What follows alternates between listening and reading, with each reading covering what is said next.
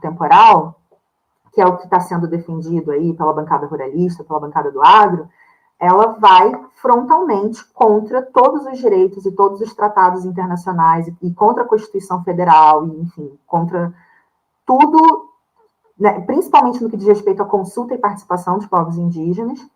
E o povo Vassucocal, como muitos povos, porque a gente ainda teve 2.700, alguma coisa de território demarcado, tem povo que nem isso tem, e quando eles fazem essa demarcação, fica uma parte por demarcar. Com a tese do marco temporal, que eu acho que quem não está familiarizado rapidamente, seria uma noção de que só poderiam demarcar os territórios dos povos que tivessem ali na data anterior da promulgação da Constituição Federal.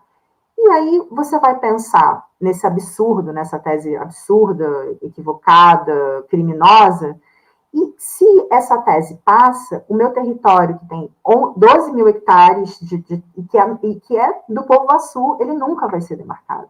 E ele ainda corre o risco de ser inviabilizado, né? Esses 2.700 que já estão demarcados correm o risco de perder o direito à demarcação, porque ela só foi demarcada, embora a luta começasse lá na década de 70, o território só foi demarcado em 89, um ano depois da promulgação da Constituição Federal e do assassinato dessa liderança.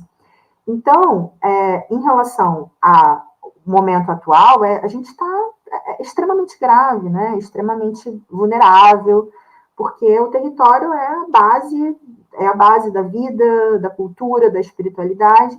E quando você se vê encurralado, né, justamente por esses ruralistas e por essas pessoas que querem se utilizar do solo apenas de forma extrativista, sem nenhuma relação, de fato, de vida, de vivência com o território, e aí a gente chega nesse momento que a gente está no Brasil do marco temporal, que os ruralistas se sentem no direito de reivindicar território indígena como se fosse território deles, e, enfim, ainda subverter toda uma lógica de tempo, que é, de uma forma geral, o que acontece em todos os territórios e é o que tem acontecido conosco também. Então, a gente está numa insegurança muito grande, porque essa tese também nos coloca em insegurança jurídica, e, ao mesmo tempo, batalhando para conseguir, né, fazer o que a gente precisa fazer para avançar, né.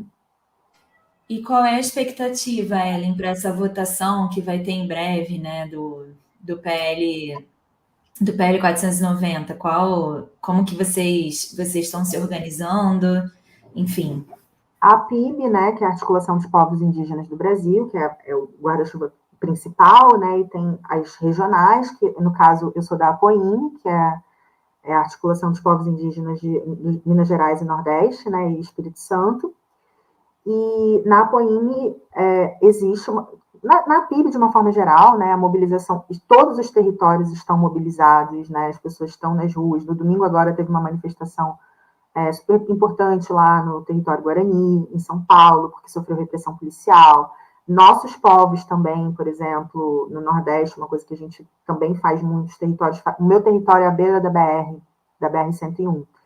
E isso é uma briga com o Estado, né? Porque eles querem tirar a gente dali para ampliar a BR, mas a gente não vai sair, porque isso significa descaracterizar o território. Então, tem essa negociação. Então, quando acontece, fecham BR, mobilizam dentro do território, para fazer as pessoas acordarem, verem o que está acontecendo. Porque as pessoas só vão saber quando elas já estão lá com seus 5 quilômetros de engarrafamento em São Paulo, e aí elas vão entender, tem indígena aqui brigando por direito. Então, existe uma mobilização muito grande. Assim, hoje, felizmente, nós temos juristas, advogados, comunicadores, defensores indígenas dentro do movimento que conseguem fazer essas articulações e que conseguem, de alguma forma, também espalhar essas notícias. Então, o movimento está muito organizado, muito unificado e muito, de uma forma geral, tentando fazer com que isso não passe, né? Chegou agora no Supremo, mudou o nome, inclusive, né? Não é mais 490, eu acho que é 200 e